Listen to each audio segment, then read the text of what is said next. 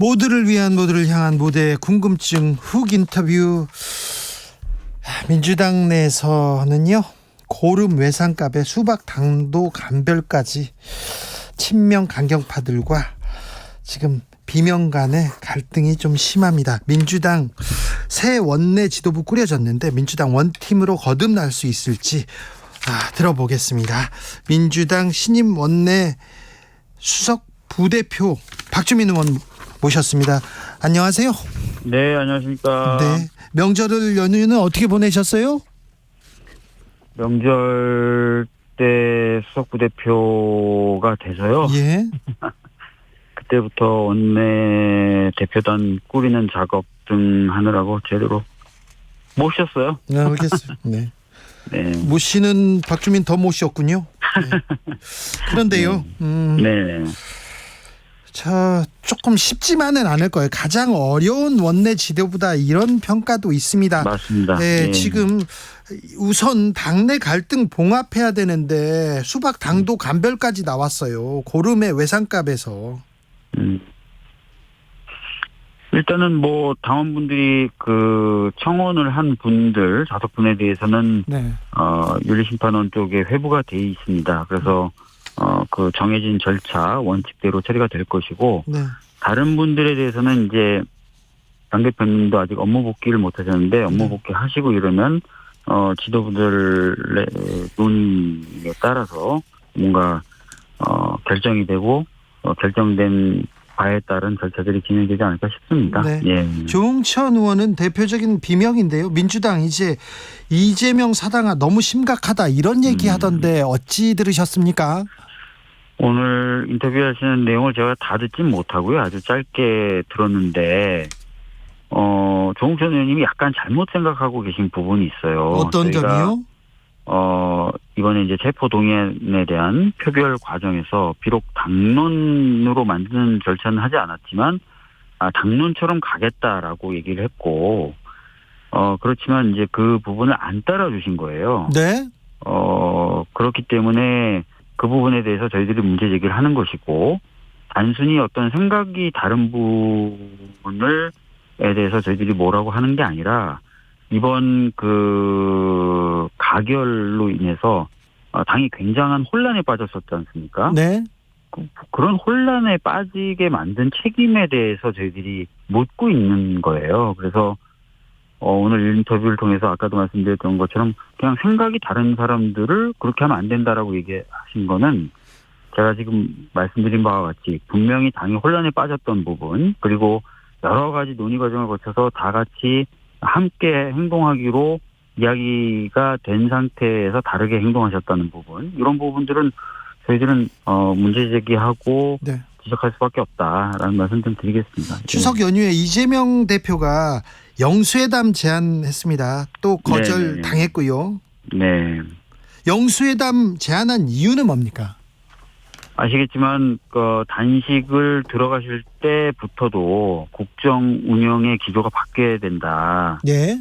특히 뭐 민생이라든지 이런 부분 굉장히 어려운데 그 부분에 이제 집중하는 모습 안 보이시고, 또 국민과 야당에 대해서는 무시로 일관하는 그런 국정 운영 기조 바꿔야 된다. 예. 이런 얘기하면서 이제 단식 들어가셨지 않습니까? 네.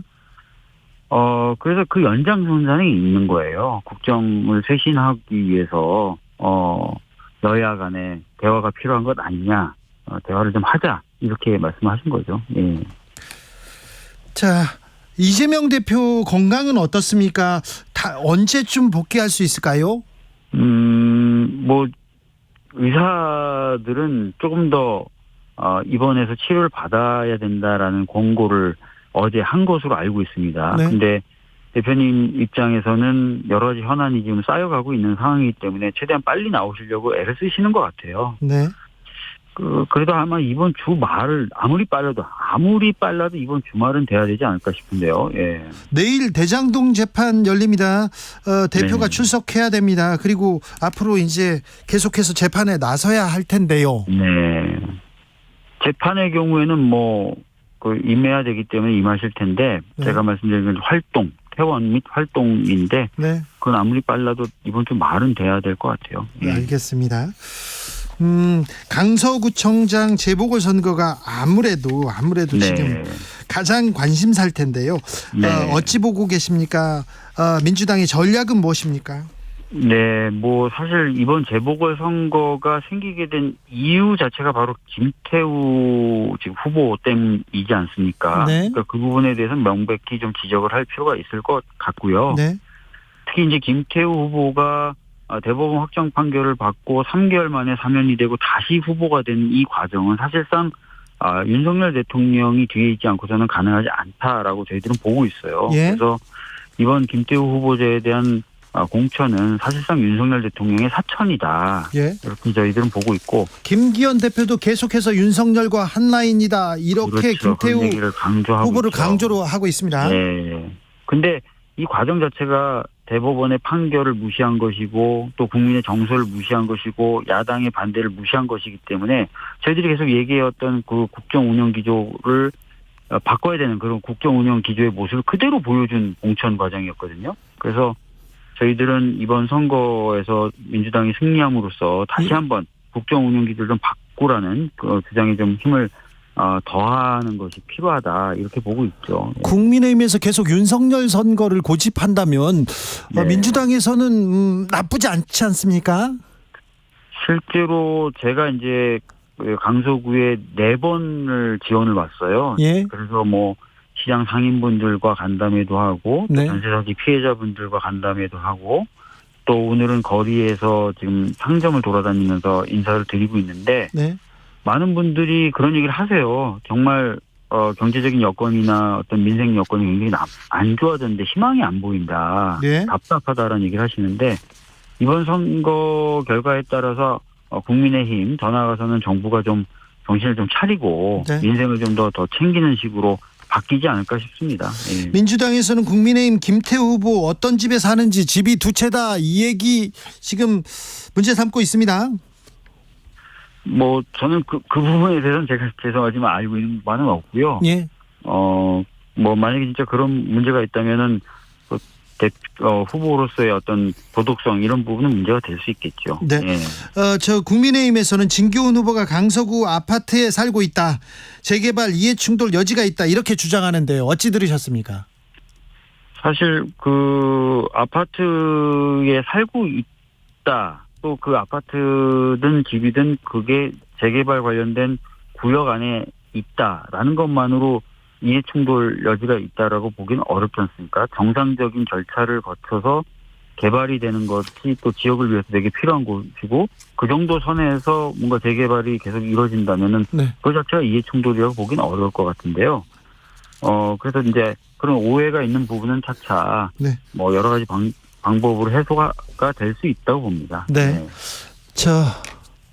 강서구청장 재보궐선거 민주당이 18% 이깁니까? 어찌 보고 계십니까? 18% 이기면 좋겠죠. 근데 뭐 아시다시피 이번 선거가 쉬운 선거 아니고요. 왜냐하면 국민의힘도 총력 대응을 하고 있지 않습니까? 그래서 저희들은 뭐 끝까지 최선을 다하는 거고요. 진짜 18% 이기면 좋긴 좋겠네요. 아, 네. 그래요? 네. 자, 각종 현안 좀 여쭤볼게요. 한동훈 네. 장관 탄핵 얘기했는데 홍익표 원내대표는 국감 이후에 판단하겠다 이런 얘기했습니다. 탄핵에 대해서 민주당은 어떤 입장입니까? 뭐 원내대표님 거듭 말씀하고 계십니다. 매체하고 인터뷰를 하면서 일단은 저희들은 그 한동훈 장관이 무리한 수사를 주도해 왔기 때문에 그리고 또 아까 말씀드렸던 대로 지금 국정의 기조가 정치를 실종시키고 야당과 각종 비판 세력을 탄압하는 형식으로 가는데 그 큰 역할을 하고 있는 게 한동훈 장관이라고 생각하거든요. 네. 그런 여러 가지 어떤 부분에 있어서 정치적 책임을 물어서 대통령이 파면할 것을 저희들은 요구하고 있는 거고요. 네. 그런 저희들의 요구에 대해서 대통령이 어떻게 받아들이는지에 대해서는 국감 과정을 통해서 좀 지켜보겠습니다. 그래서 예. 10월 국감 이후에 저희들이 판단하는 시기가 올 거라고 생각합니다. 내일 대법원장 임명 표결이 있습니다. 무기명 투표하는데요. 네. 민주당은 어떤 입장입니까? 어제 이제 의총을 했습니다. 의총을 했을 때 이 부분에 대한 의견도 잠깐 들었습니다. 결정을 하지 않았지만, 근데 가결을 해야 된다는 의원님들이 당시 현장에서는 눈에 띄지 않았습니다. 네. 이 후보자가 굉장히 부적절하다라는 의견들만 있었고요. 특히 네. 원내대표가 거듭해서 혹시 그래도 찬성을 해야 된다는 의견을 갖고 있는 의원님들 안 계십니까라고 거듭 확인을 했지만 찬성 의견이 없어요? 없었습니다. 그 네. 정도로 굉장히 좀 의원들의 분위기는 뜨거웠고요. 예. 그래서 뭐 현재까지 뭐 지도부가 이것을 뭐 정치적 정무적 판단하고 이런 상황도 아닌 것으로 저는 보여져요. 예. 자, 오늘 청문회가 열리고 있는데 문체부 장관 유인천 후보자 블랙리스트 없었다 이렇게 얘기하던데요. 뭐 이렇게 말씀하고 싶으시겠죠. 그러나 오늘 다른 매체들에서 계속 보도되고 있는 것이 국정원발 문건의 내용들이었는데 네. 그 내용을 보면은 보고 대상이 그 당시 문화부 장관인 것으로 그런 내용들이 수사 기록에 언급이 돼 있지 않습니까? 2017년, 2018년 국정원에 대한 수사 기록에 네. 명백한 사실이 있음에도 불구하고 지금 후보자로 나와서는 다른 말씀을 하고 계신 것 아닌가 그런 생각이 듭니다. 예. 그럼 민주당이 이거 명확한 증거가 있는데 왜 지금 거짓말 말을 바꾸느냐 이렇게 말을 하지 않느냐 이렇게 따져 물어야죠. 그래서 그렇게 묻고 있죠. 그러고 있습니까? 그렇게 문제 제기하고 있는 거고요. 인사청문회 네. 과정에서요. 예. 자, 유인천 후보자는 장관 시절에 막말도 하지 않았다 이렇게 얘기하던데요. 참 모르겠습니다. 지금 와서는 뭐 다 과거에 대해서 없었다 안 했다 이렇게 부정을 하고 계신데 방금 말씀드렸던 것처럼 블랙리스트 관련돼서는 서류와 서면이 남아 있는 거잖아요. 그래서 이런 부분까지 다 좀 후보의 어떤 적절성 관련돼서 다 포함돼서 판단되지 않을까 싶습니다. 참 그런데요. 유인천 장관이 사진 기자들한테 얘기한 말이었어요. 그래서 기자들한테 사과도 했습니다. 그리고 그때 기자회견을 열었습니다. 2008년 10월 기자회견이었는데 유인천 장관 말입니다. 말로 표현되는 언어도 언어지만 그 말에 실려있는 감정이나 이런 것이 훨씬 더 마음을 아프게 하죠. 어쨌든 잘 참지 못하고 그런 것들이 순간 사실은 안 그랬으면 괜찮았을 텐데 지금도 이렇게 갑자기 플래시가 터지는 바람에 제가 너무 깜짝 놀라서 얘기를 하다가 그렇게 됐습니다. 이렇게 사과를 했었는데 지금은 아예 없었다고 얘기를 하니 이걸 어떻게 해야죠? 그러게 말입니다. 네. 유인천 장관이 가수 김유나 씨의 오염수 발언에 대해서 신중해야 한다 이 얘기에 대해서는 어떻게 생각하세요? 아니 누구나 자신이 갖고 있는 걱정이나 우려에 대해서 자유롭게 표현할 수 있는 자유가 있어요. 헌법에도 명기돼 있지 않습니까? 그럼요. 저는 그런 부분에 대해서 오히려 이제 타박을 준다든지 또는 표현하면 안 된다고 얘기하는 것 자체가 우리 헌법적 가치하고 안 맞는 거예요. 근데 이제 그런 얘기들을 하는 사람들이 있는 거고 그 중에 한 분이 유인천 후보이신 거죠. 네. 그렇기 때문에 특히 이제 문체부가 어떤 자리입니까? 예술인들의 예술의 자유를 꽃피우게 하는 그런 데 아닙니까? 그래서 특히나 부적절한 모습을 좀 보여주는 대목이 그런 대목이다 이렇게 생각합니다. 예. 김행 여가부 장관 후보자 인사청문회는 어떻게 보셨어요? 사실 뭐 저는 김행 후보자의 경우 인사청문회 과연 대상이 될 수 있는 분인가라는 의구심도 있어요. 지금 본인은 적극적으로 해명을 하고 또는 주장을 하고 계시지만 규식 관련된 부분이라든지 이런 부분에 있어서는 저는 해명될 수 없다라고 봅니다. 이건 명백히 규식을 파킹한 거고요. 그러다 보니까 여당 의원조차 인사청문 후보자가 아니라 수사를 받아야 되는 분이다라고 얘기를 하고 있지 않습니까? 그래서 이런 부분에 대해서 국민분들도 바르게 판단할 거니까 현 대통령이 김행을 철회하는 것이 오히려 더 맞다고 봅니다. 김행 후보자는 신우이 주식 파킹 질문에 대해서 지금 생각해봐도 그 방법밖에 없다. 신우이는 직계 좀비속 아니니까 위법사항 아니다 이렇게 얘기하던데요. 법적으로 그렇습니까? 말씀은 그럴 수 있죠. 법적으로는. 그러나 주식에 대한 신탁제도를 만들고 도입한 이유가 뭡니까? 공직자들이 청렴하고 또 이해관계에 붙잡히지 않고 제대로 공직을 수행하라는 의미에서 만든 건데 이걸 회피하고 우회한 거잖아요. 이분이 어떤 장관으로서의 도덕적인 그런 덕목을 갖고 있다고 볼 수 있겠어요. 그래서 본인이 지금에 와서도 그 방법밖에 없었다고 얘기하는 그 순간 지금도 그러면 이분은 어떤 공직자로서의 덕목을 갖고 있지 못하다 이렇게 볼 수밖에 없다고 생각합니다. 지금 유인촌, 김행 그리고 신원식 장관 후보자가 인사청문회를 하거나 지금 했습니다. 지금 했는데 새 후보자에 대해서 민주당은 어떤 생각 갖고 있습니까? 이미 입장을 다 밝혔죠. 새 후보자 모두 다 부적격하다. 어떻게 이런 후보자를 내세울 수 있느냐. 대통령도 문제가 있을 뿐만 아니라 인사검증이라는 게 제대로 됐느냐. 그 부분에 있어서는 한동훈 법무부 장관에서 책임을 져야 된다. 이런 얘기들 계속 반복적으로 하고 있는 상황입니다. 네. 네. 청문회가 끝나면 그래도 네. 대통령이 임명을 강행할 것이다. 이런 얘기가 많은데요. 네. 민주당은 어떻게 대처하시겠습니까? 사실 이제 임명을 강행한다면 그걸 막을 수 있는 법적 장치는 없습니다. 현재 그 법질서 상에서는요. 네. 그러나 저희들이 이제 이후에 이제 장관으로서의 업무나 이런 것들을 보고 지금까지 저희들이 해왔던 것처럼 해임을 결의한다든지 해임을 권고한다든지 아니면 정말 장관으로서 위법적인 행동을 한다면 탄핵을 한다든지 이런 수단들은 남아있죠. 그거는 이제 장관이 된 이후에 사안을 가지고 따지는 거기 때문에 어쩔 수 없이 법적 한계 때문에요. 계속해서 예의주시하는 것 그런 방법이 있겠죠. 네. 정부 여당에서는 민주당이 사사건건 반대만 하기 때문에 우리가 강행할 수밖에 없다 이렇게 주장합니다. 아니 근데 모르겠습니다. 저는 이분들이 정말 장관 후보자로서 부족하고 또 매우 비상식적이다라고 생각을 하거든요. 그리고 여론조사가 다 맞는 건 아니겠지만 대부분의 여론조사에서 그렇게 지금 나오고 있지 않습니까? 그런데 이걸 밀어붙이겠다고 하는 쪽이 비정상입니까? 아니면 이분들이 안 된다고 얘기하는 게 비정상입니까?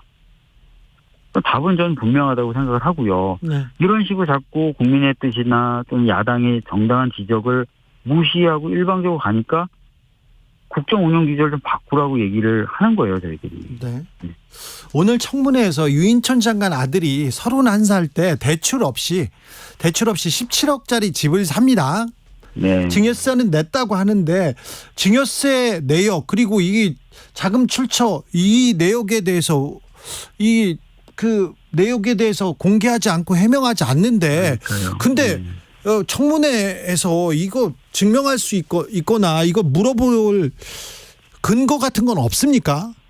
밝히지 않으면 못합니까?